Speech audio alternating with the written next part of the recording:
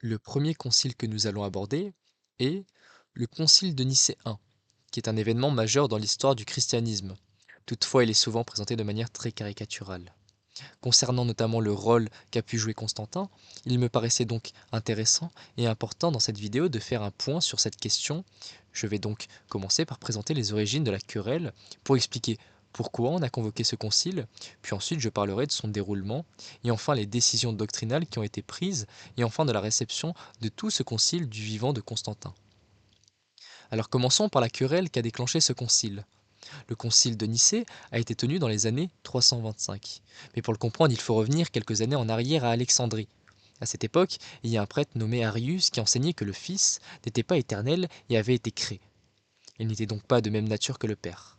Cet enseignement, à cette époque, a choqué plusieurs fidèles et certains de ses collègues prêtres. Ils en ont donc parlé à l'évêque, qui, après avoir écouté les uns et les autres, l'évêque qui s'appelait Alexandre à l'époque, a décidé de condamner Arius. Mais Arius n'a pas accepté cette condamnation et a fait appel à d'autres évêques. Ces évêques, ce sont ce qu'on appelle les colucianistes, c'est-à-dire les disciples de Lucien d'Antioche, comme l'était Arius. Parmi ces évêques, il y en a deux qui sont importants, qui s'appellent tous les deux Eusèbe.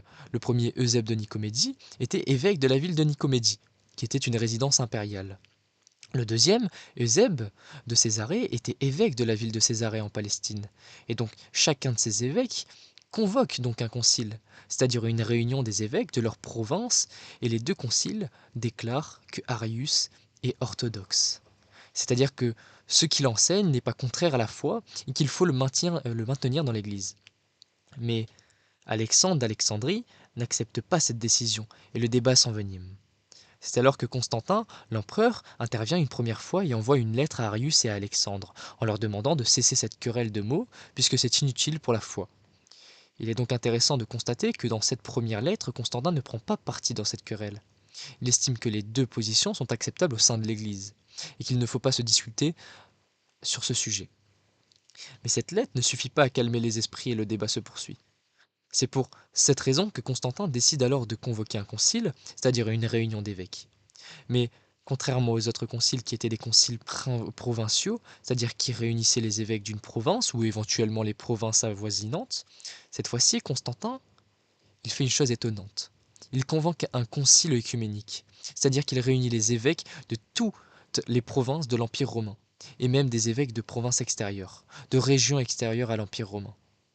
On ne connaît pas le nombre exact, mais d'après les sources, il y avait entre 200 et 300 évêques. On retiendra ensuite le nombre de 318 qui a été proposé par Hillière de Poitiers. Mais c'est un nombre symbolique, bien évidemment.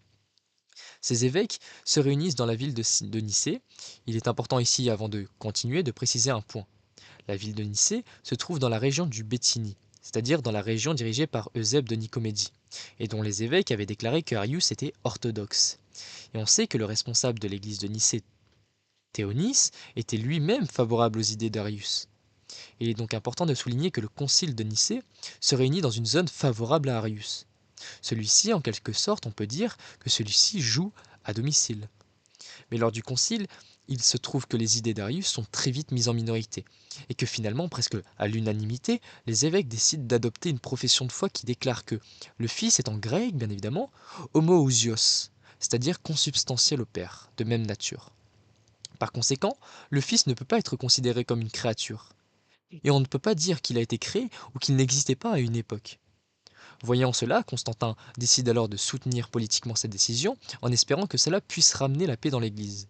Il prend donc la décision d'exiler Arius et tous les évêques qui refusent de signer cette confession de foi. Parmi ceux-là figurent notamment Eusèbe de Nicomédie et Théonise de Nicée. Ici, il est donc bien important de souligner un point, c'est que cette décision doctrinale n'est pas due à Constantin. Celui-ci n'a fait que soutenir la décision des évêques. Et deuxièmement, cette décision ne correspondait pas à l'opinion première de Constantin qui, de son côté, dans sa lettre, avant le concile, expliquait bien sûr que pour lui, les deux opinions étaient acceptables. Mais surtout, ce qui est intéressant, c'est ce qu'il va se passer ensuite. En effet, si sur le moment, Arius et ses partisans ont été perdants au concile, ils vont très vite contre-attaquer et réussir, au moins temporairement, à l'emporter sur leur adversaire. Tout d'abord, Eusèbe de Nicomédie, grâce à ses réseaux personnels, va très vite réussir à faire lever la sanction d'exil contre lui, et même à réintégrer son siège épiscopal. Par ailleurs, l'un des principaux défenseurs de Nicée, qui avait participé à la condamnation d'Arius et de ses partisans, l'évêque d'Antioche, va être à son tour déposé. C'est-à-dire qu'on va décider qu'il ne va plus être évêque d'Antioche. Puis ensuite, plusieurs partisans d'Arius vont réussir à se rapprocher de l'entourage de la famille impériale. En particulier, un prêtre était très proche de la sœur de Constantin. Et après la mort de cette sœur de Constantin lui-même, et c'est ce prêtre qui va réussir à convaincre Constantin de rappeler Arius d'exil. Arius est finalement rappelé d'exil, mais surtout son principal adversaire, Athanase d'Alexandrie, va être condamné. Alors, il faut savoir que Athanase d'Alexandrie était assisté au concile de Nicée en tant que diacre, diacre de l'évêque Alexandre, mais après la mort d'Alexandre d'Alexandrie. Athanase était devenu à son tour évêque d'Alexandrie. Et en tant qu'évêque d'Alexandrie, il a été l'un des défenseurs les plus acharnés du concile de Nicée I. Or, finalement, lors d'un concile réuni à Tyr, Athanase d'Alexandrie est condamné et envoyé à son tour en exil.